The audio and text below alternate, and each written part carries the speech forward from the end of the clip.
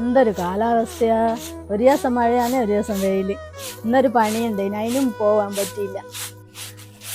Hello, ഇത് ഉഷ എന്ന് പറയുന്ന വീടല്ലേനാ? അതെ, അമ്മയുടെ ഇതന്നെ വീട്. പിന്നെ സാർ ചോദിച്ചു, ഞങ്ങള് ബാങ്കിൽ നിന്ന് വരുന്ന നിങ്ങൾ കാക്കട്ടെ ലോൺ എടുത്തിട്ടുണ്ടായിരുന്നു. അതിന്റെ അടവ് ഇതുവരെ വന്നിട്ടില്ലല്ലോ.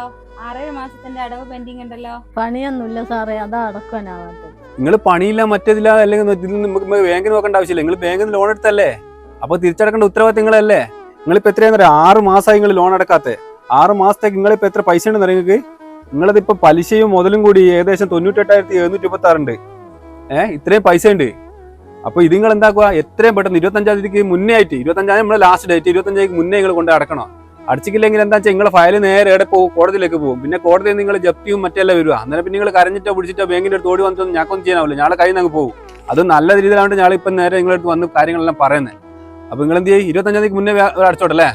25-ാം തീയതിക്ക് മുമ്പേ അടക്കാം. അയ്യോ, ഇത്രക്കാരം പൈസ ഉണ്ട് സാറേ, ഇതല്ല എങ്ങനെ ഞാൻ അടക്കുക? 27-ന് ഒരു കുറി വരുന്നുണ്ട്. അപ്പോഴത്തേക്ക് പകുതി എങ്കിലും അടച്ചാല് ശരിയാവുക.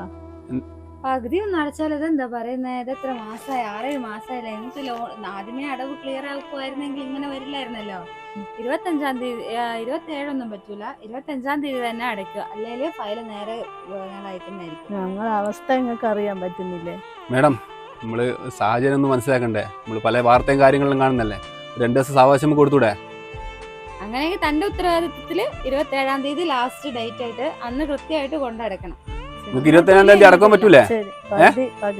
പകുതിയല്ല, നമ്മൾ എങ്ങനെ നിങ്ങൾ ബാക്കി കൂടി സെറ്റ് ആക്കിയിട്ട് അടക്കണം. പകുതി കുറിയും കഴിഞ്ഞിട്ട് ബാക്കി പൈസ കൂടി നിങ്ങൾ സെറ്റ് ആക്കിയിട്ട് അടക്കണം. കാരണം എന്റെ ഉത്തരവാദിത്തത്തിലാണ് തരുന്നത്. പിന്നെ എനിക്ക് എന്റെ ജോലിക്കെല്ലാം ബാധിക്കും പിന്നെ അവസാനം. അപ്പൊ നിങ്ങൾ പറഞ്ഞ പോലെ എന്താക്ക്, 27-ാം തീയതി കൊണ്ടുപോയിട്ട് പൈസ അടക്കണം. ശരി. ഇതെന്നാ ചെയ്യാ, 27-ാം തീയതിക്ക് അടക്കുക. ഞാൻ ഐജേച്ചിനോട് ചോദിച്ചു നോക്കണം, കുറി എനക്ക് തരുമോന്ന്. ഇതെന്താ അമ്മ ഇങ്ങനെ ചിന്തിച്ചിരിക്കുന്നേ? ബാങ്കിൽ നിന്ന് പൈസ അടക്കാൻ പറഞ്ഞു മോളെ. 1,00,000 ഉറുപ്പിയോളം ഉണ്ട്. എല്ലാം അന്നേരം ഇനിയിപ്പം മേടന്ന് ചെയ്യുക. അജിതേച്ചിന്റെ കുറി വരുന്നില്ലേ, അത് കിട്ടുമോ നോക്കുക.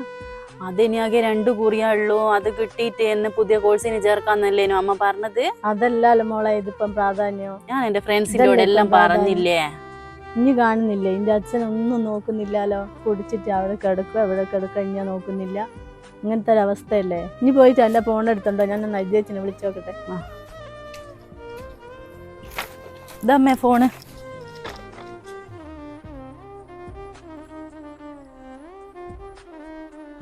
ഓ ഇതാരാളി എൻ്റെ ഫോണ് വിളിക്കുന്ന തന്നെ?